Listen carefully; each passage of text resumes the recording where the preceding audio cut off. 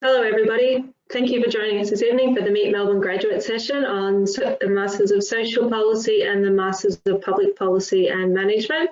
I'm joined this evening by several of my colleagues, Erik and Keith as the course coordinators for those programs, as well as Sophie Squires, who's a graduate of the Masters of Social Policy. So both Erik and Keith will talk to their program, and Sophie will also talk to her experience as a student. Before we begin the presentation overall, I'd like to firstly acknowledge and pay my respects to the traditional owners of the lands upon which I am, those of the Wurundjeri people. So for the overview of the program, as I said, we'll run through both social policy, public policy and management. We'll hear from one of our graduates of the Masters of Social Policy. And then at the end, I'll come in with information around entry requirements, internships, opportunities for you around further questions or discussions that you might have. Firstly, I'd like to introduce Professor Keith McVilly, who will talk to you around the Masters of Social Policy. Thank you, Keith.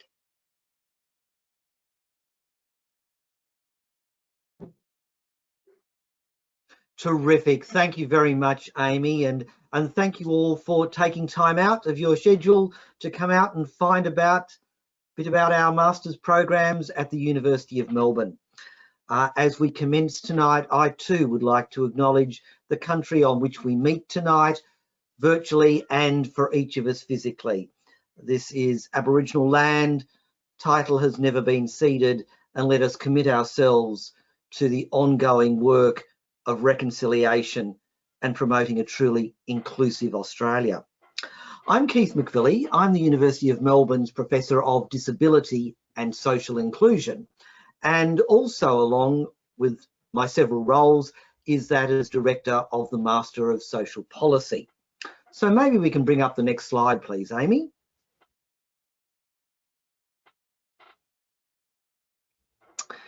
The Master of Social Policy is one of a number of graduate offerings within the School of Social and Political Sciences at the University of Melbourne. And some of the key characteristics of our course is the fact that it is taught by lecturers who are not just reading books and reading articles and relating their opinion, but our lecturers are actively researching in the areas in which they teach. We pride ourselves in the fact that our Master of Social Policy is a research-led and an evidence-informed course. That means that what you will be receiving is a curriculum that is grounded in contemporary evidence. It's also a curriculum which is grounded in research methodology.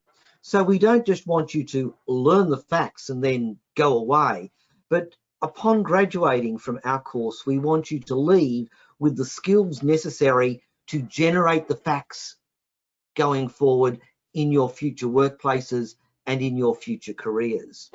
We want to generate what we like to refer to as scientist practitioners as graduates.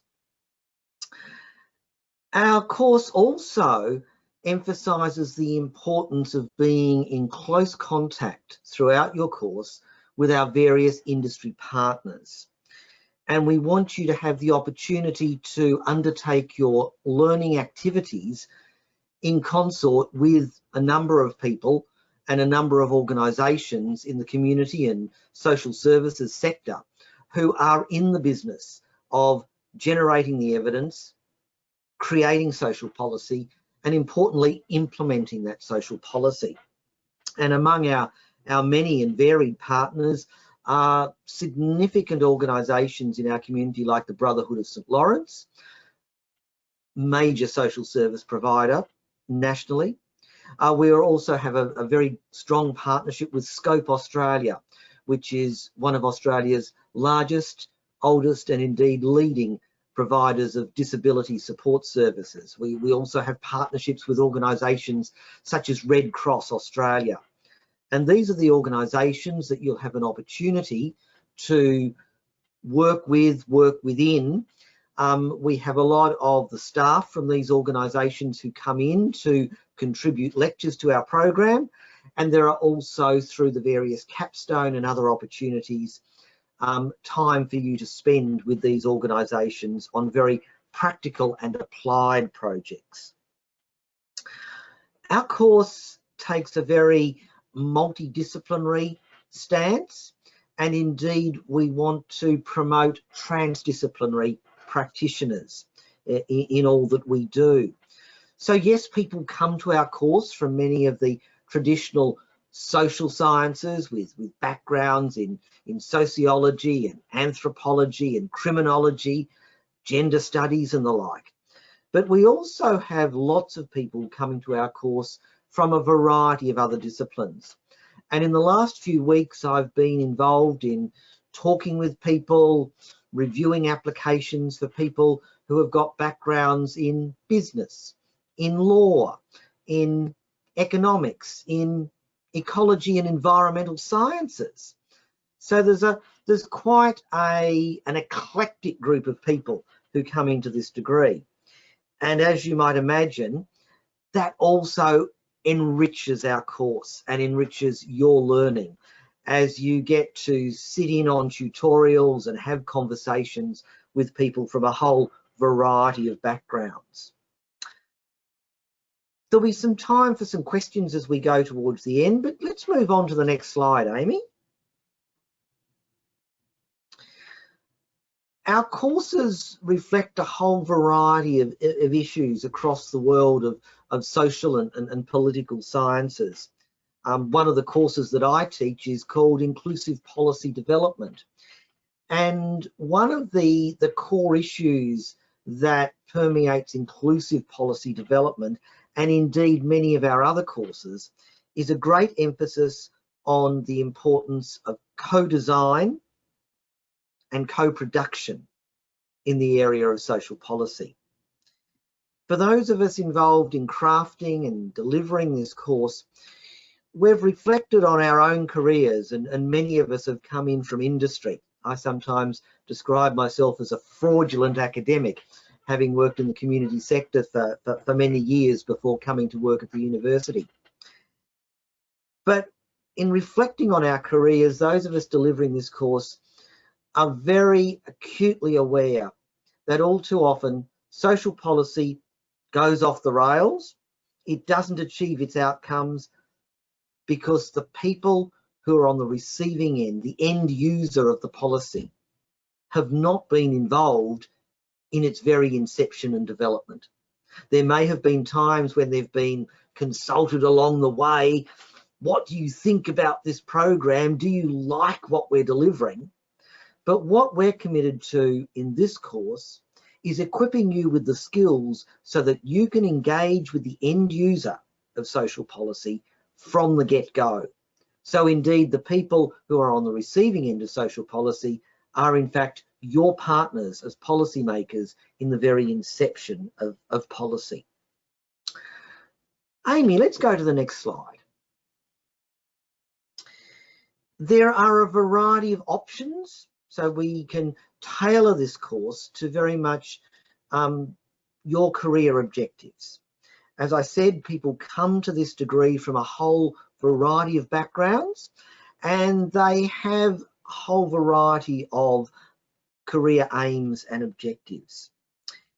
So the way we structure this course is there are a number of compulsory units, and those compulsory units are designed to ensure that you are grounded in the core facts of the discipline of social science and the core facts of the discipline of social policy making. We have a number of what we refer to as capstone options, and this is where you can start to tailor the degree to best meet your own learning and your own career objectives. And these capstone options can include a social policy internship, where you, together with a small group of 3 or 4 other students, work with an organisation on a real world project. And you might do that over the course of a semester. Another option there is what we call project-based analysis, or the internship option, in which you get to do an individualised project. And this might be because you've got a very particular goal in mind and an organisation that you would like to work with on that project. The internship option is also good for people who might find it difficult to coordinate their study time with 3 or 4 other students in a project. A third capstone option that you might choose is the minor thesis. And the minor thesis is a great opportunity where you come to this degree with maybe some professional and some lived experience, and you want to pursue that at great depth.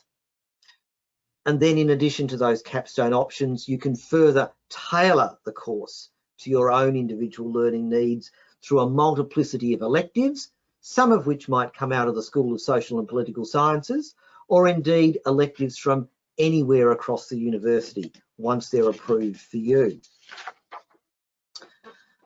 There'll be a bit of an opportunity to talk later about entry points, but again, bearing in mind the fact that we're trying to tailor this course to people with a variety of backgrounds, you will have seen maybe in some of the material that there's a 200 point, a 150 point and a 100 point entry to this program.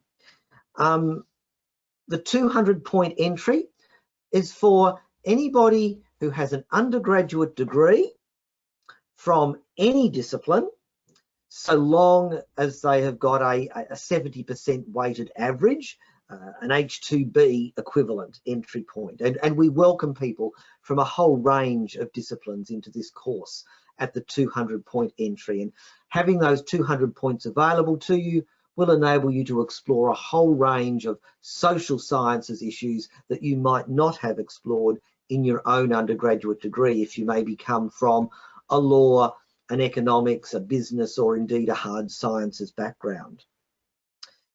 The 150 point entry is for those students who come with what we refer to as a cognate discipline. So a discipline related to the social sciences where you already have some background in sociology and related subject matter. And again, with an H2B or a 70% weighted average. And finally, for those students who bring with them an honours degree in a cognate discipline, or indeed 2 years of relevant industry experience, you might qualify for the 100 point entry. So I'd encourage you to explore those options with student services, and certainly we work with students through those options to help them decide what is going to be best for them. Coming up in a few moments' time, I'm going to introduce to you one of our graduates from last year. And again, Sophie is going to be able to talk to you a little bit more about what her experience of the program has been as we move from my theoretical presentation to her practical presentation on what the Masters of Social Policy can offer for you. So, with that in mind, it's with great pleasure that I'd like to introduce to you a stellar graduate from 2019, Sophie Squires, who is currently working with us at the university as the project manager on one of our flagship programs, The Future of Women at Work. So, over to you, Sophie.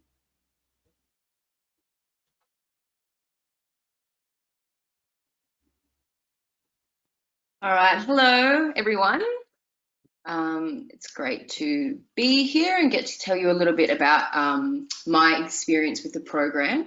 So as Keith mentioned, I did the 100 point program. I had finished my Bachelor of Arts majoring in anthropology at La Trobe in 2018.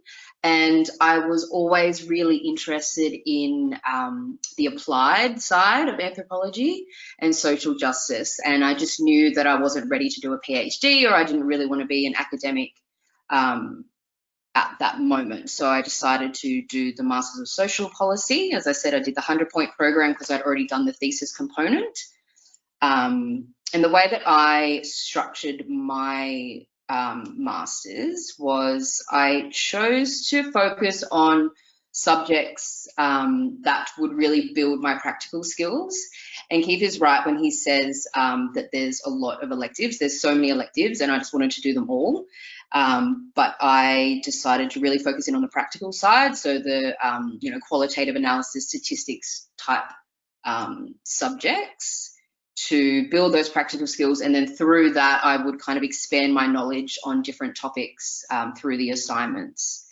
And then I also chose to do the internship capstone, and I did that with the Policy Lab, which is a part of the University of Melbourne, and it's a collective of academics that does research and experiments into different topics, kind of like looking at public opinion on fake news and political trust, and also the women at work. So through that internship, I got a job, and I'm working as part of a team on the project, The Future of Women at Work. So we are looking at the impact of AI and automation on women in the workforce, and we're building a micro certification through that. And we also have a cohort of interns that are working on their own independent research projects, but that will end up relating to the Policy Lab. So I supervise them, and I think, and do a lot of research assistant work as well. So I think how my master's really kind of led me to this role, of course, through the internship, but having that really deep understanding of policy and how the policy cycle works, and what a policy document is meant to look like, and the way that you can really take those theories, there's all those amazing theories that you learn in your undergrad and everywhere, and put them to practice. How do you, discuss governmentality in a policy paper that the policy makers are actually going to read and not just gloss over? So really kind of distilling that information in a really digestible way. And because I now have that understanding, I can guide the interns through that. And then with the research assistant work, also, I think in your master's and honours, you really move from just summarising work to analysing and finding your own voice and being able to synthesise different arguments. So I definitely use those skills that I learnt in the master's in my research assistant work, and also the different styles of writing. So I'm writing all different proposals, and obviously that's a completely different style of writing again. So you kind of get to practice those skills in the master's. And I think one of the best things about the master's for me as well was the other students. I think Keith did mention this as well. It sounds like we kind of discussed this before, but we didn't. But it really was the other students, because they come from such different backgrounds, and a lot of them have actually worked in different fields for a really long time, and the wealth of knowledge is just like crazy, and you have the best discussions and you can learn so many things.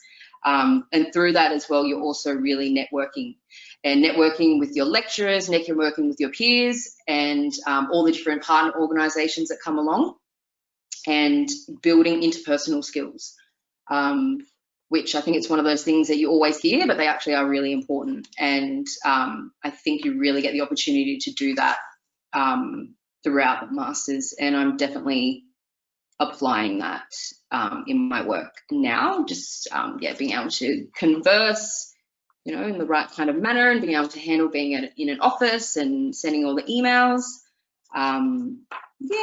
So I think that's a pretty good overview of what I'm doing at the moment. Yeah. That's a fantastic overview, Sophie. Thanks really much. Thanks very much for sharing your experience, both as a student and as a graduate, and the realities of both, which is always fantastic to hear. Thank you very much. No worries. I'd now like to introduce to welcome Erik. He's the acting program director for the Masters of Public Policy and Management, to talk to you about that program. Thank you very much.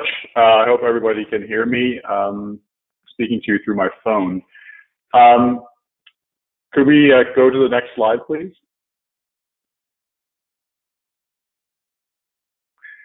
So I'm here to speak on behalf of the Master of Public Policy and Management, also more affectionately known as the MPPM. In the MPPM, we really focus on the public sector. We really focus on how policy is made and how public organizations are governed and managed.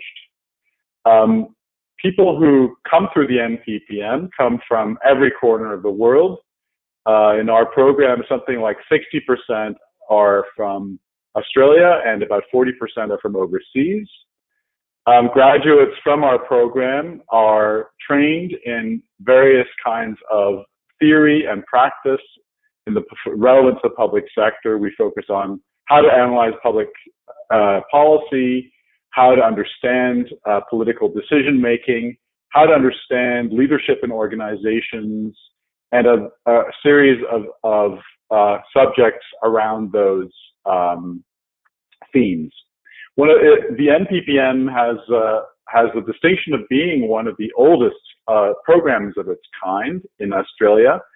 In the classroom, we bring together not just academics, though those are, of course, very important, I would say, because I'm one of them, but also often practitioners from public organizations and public or government-facing organizations, both as co-lecturers, but also as guest lecturers. So you really see a range of the kinds of people of both people who kind of study systematically how government works, how policy making works, and people who are in it, who've been in it for many years and who can relate the experiences from the front lines. The people who come to our classrooms, I said, they're geographically diverse, though many of them have in common that they have some career, have already had some years of work, mostly in a public service or in a public service facing organization like an NGO or consultancy. And all that comes together in the classroom in a really beautiful way through discussions where people not just are able to sort of access the theory and think about the theory and really relate it to their own practical experiences and the inputs from our many practitioners who participate. The people who go through our program can choose between three different pathways. One is an internship option. Another is a minor thesis for the more research focused among us. And finally, and this is actually what most people do, is a coursework option, which is that you basically take compulsory and elective subjects throughout your time here. Next slide, please. Yeah. I'm going to just briefly mention a subject that I teach, which is crisis management, just as an example of the kinds of subjects that we offer. We also offer a whole host of other subjects that you can take a look at. But this is my subject, and I think it's very timely at this time to just mention that we do something like this as well as many other things. It turns out that when you think about crises and the course COVID or bushfires that we've lived through this year in Australia are prime examples of crises. First of all, of course, they are shocking and disrupt our lives. But the interesting thing is that we can actually study them because many crises have a lot in common. And by studying them systematically and writing up our lessons from across different crises and comparing them across crises, we can actually make government much more prepared than they otherwise would have. So an example of that from our own lived experience is that the reason why we're all shutting down rapidly, the reason why the government was able to figure out very rapidly how to respond was because it had a group of trained crisis responders in place, ready to act. It knew how to organize itself around these surprising moments. They are surprising, the moments, but the fact that there will be surprising moments is not surprising. And that's really exactly the kinds of things you get out of looking and studying public policy and management.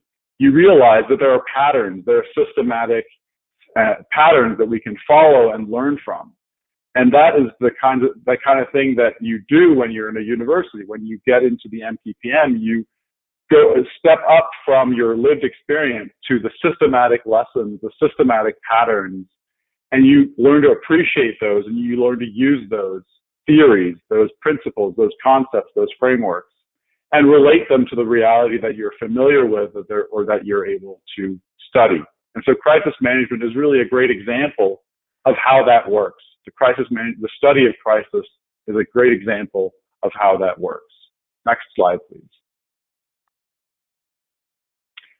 We have a lot of choice in the MPPM. First of all, I'm just going to focus on this first slide, which is the 200-point program. We also have a 150 and a 100 program.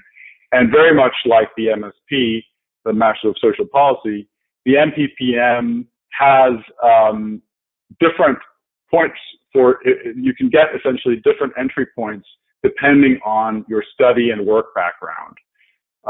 But let me just focus on the course for a sort of typical 200-point course, which for a full-time student would be across 2 years.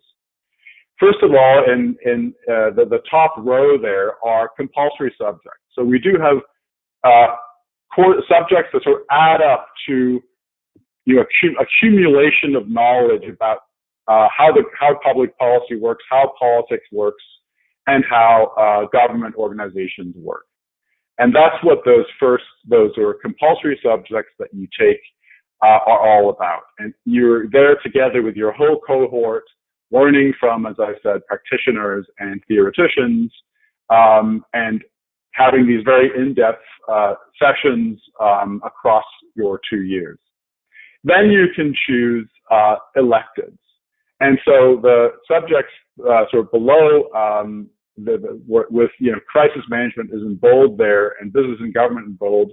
Those are elective subjects, but they're also cores, which means that that they're essentially subjects that we organize within the School of Social and Political Sciences, within the politics discipline. We have a long list of electives from different schools, different faculties, and you're able to choose any of those electives in the program. If you are in the 200 program, you do have to take some cores, and that's all specified in the handbook, which I'll show you the link to. But essentially, aside from those, that sort of compulsory component, you are actually free to choose, and you can, through that choice of electives, you can actually specialize. You can actually focus your studies in a particular direction. There were also, as I mentioned, we have 3 capstones. And on this slide, we see the executive internship as the capstone. So that's something you would do in your last year or last semester, is that you'd focus on actually being placed in a public organization somewhere, generally in Melbourne, but somewhere where you basically spend some of your time at that workplace, but also, and then write up and sort of correspond with the internship coordinator and write up your experiences into a report. Next slide, please. Next slide, please.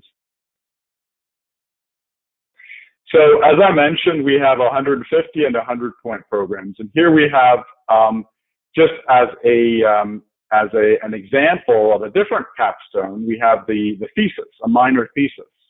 And that's a full year project where you basically get to go in depth, in as much depth as you want in that year in a particular subject that focuses on a research project that you choose yourself. You get a supervisor who's an academic within our school, and hand in hand with that supervisor, you get to sort of research to your heart's content for a year and write up a research report or research thesis. It's actually a thesis, an academic thesis, which is examined systematically by academics. And it is a pathway. It's especially relevant, of course, if you're very passionate about a subject and you really want to explore it in depth. And it is a pathway to a PhD. So it is a step toward a PhD. Final slide, please, in this part.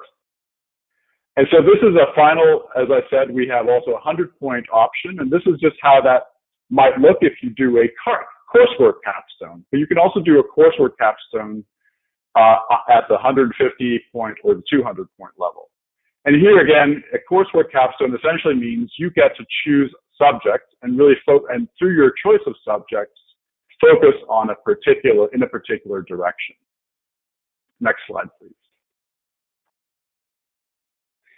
Now, there are many ways to learn more about the MPPM, and I've put up several of the ways here.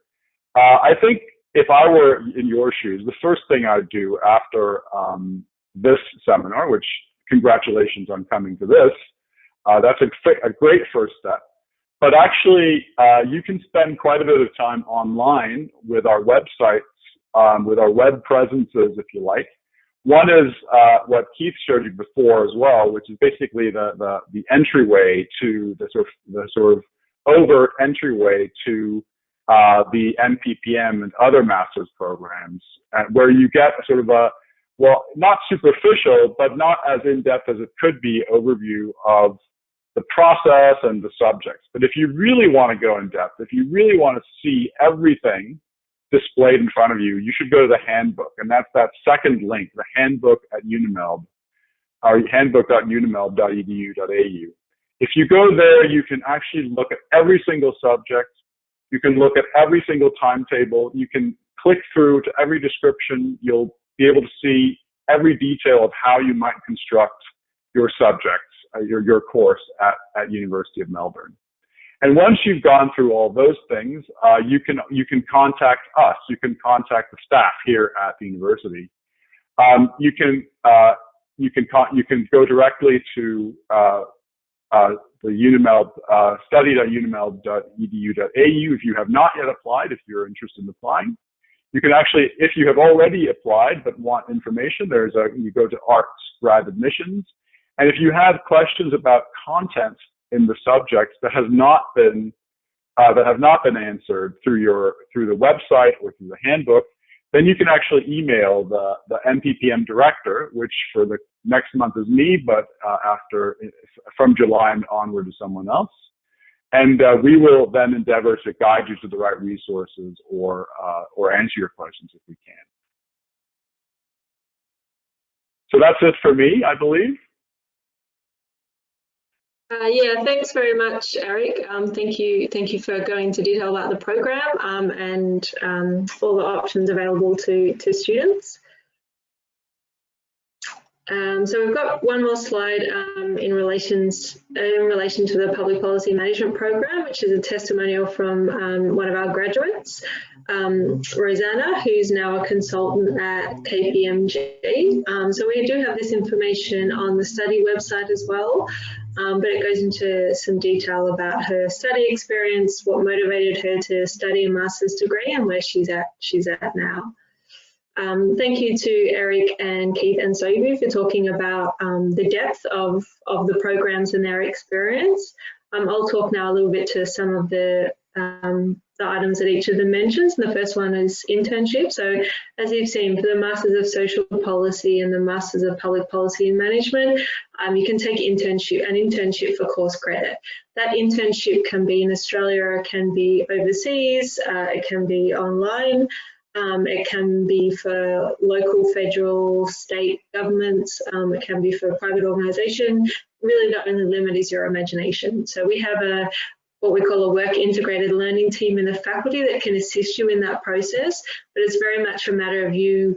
It's not us telling you what internship you should take, but rather you finding an internship and that experience that suits your career goals and what you want to do. And we've got a team that can help you to guide you on that experience.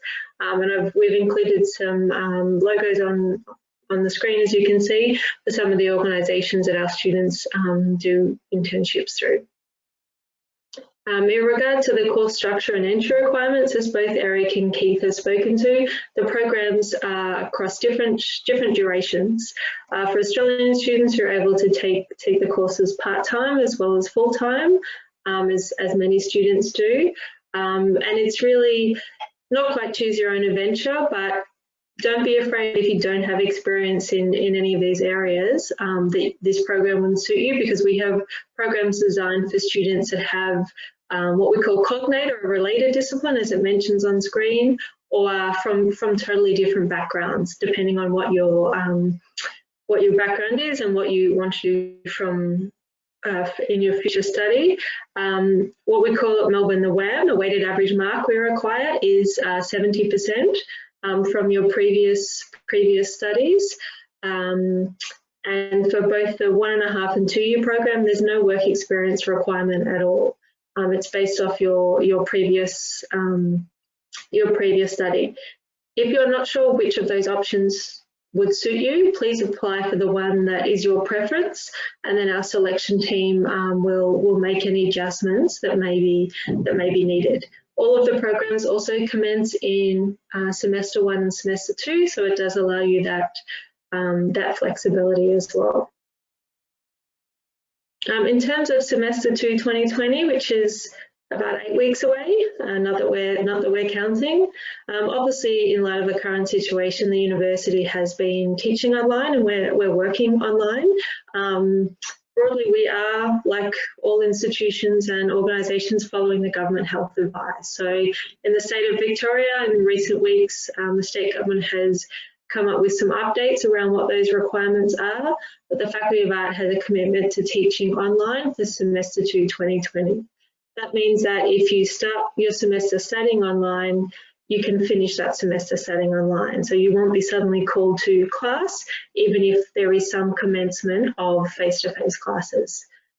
The tutorials and lectures are online, the consultation and office hours with our academics are online, as are all the materials and the assessments. So for semester 2 2020, if you start the semester online, you can finish the semester studying online as well. Obviously, the situation is evolving so far in a very positive way, which is great. But for the most up-to-date information, please visit the University of Melbourne website. Right on the front page, there's 2 areas you can click. One is around our virtual campus, that even though we're not sharing the same lectures and office spaces, we're still as connected as ever, and also the COVID-19 page for any regular updates. As we get closer to semester 2, that information will be updated more regularly, and if you haven't offered to study with us, then you'll be sent further information around that also as it evolves, but please look at the website for up-to-date information. In terms of further information, there's a number of different options for you. That first dot point there that references the graduate study at Melbourne website. Please click on that if you'd like to book a one-on-one appointment with faculty staff, such as myself and my colleagues. We can really talk you through, if you've got particular questions around your circumstance and options that you're deciding between, we can help you with information around that. But also we do have some further information sessions for both the Masters of Public Policy and the Masters of Social Policy. For Public Policy Management, it's on the 16th of June, and for Social Policy, it's on the 25th of June. So there'll be informal sessions for students that are wanting to commence in semester 2. If you've got any questions, further questions or follow-up questions from this evening, you're welcome to join us then and to take part. For those of you that are not joining us for this evening session, I sent the presentation afterwards. You're also able to submit inquiries online. Actually, anybody can at any time, and we're able to help you with those as well. There's a lot of resources and links contained in this presentation. The main ones to remember, as well as these appointments we've got available for you online, is the University Study website, which will give you a broad overview of the program, the entry requirements, that sort of information, as well as the handbook that Erik mentioned earlier. That's really the encyclopedia of every subject and degree that we have, and will give you detailed information about what the programs look like. I'd like to end by thanking our presenters for tonight, Keith and Erik and Sophie. Thank you very much for your time, and also our colleagues in the back end who've been helping to answer your questions. Thank you also for your time this evening. We look forward to for you to get in touch with us soon, and thanks again for attending this evening's session.